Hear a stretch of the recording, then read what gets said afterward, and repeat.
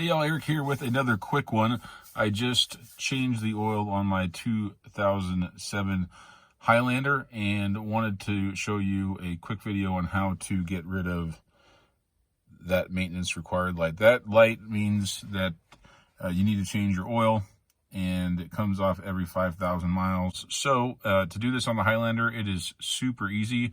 What you're going to do is look at this odometer area. If you see it says trip A, what we need to do is switch that to odometer. And what we're going to do is turn the key all the way off. And then we're going to hold on to this odometer button right here. Press it down and hold it. Let me do it with the other hand so you can see. Press it down and hold it. And you'll see those lines start to click.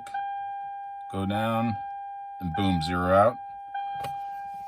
And your maintenance light is gone. If you like these quick tips, please like and subscribe. We'll see you on the next one. Bye now.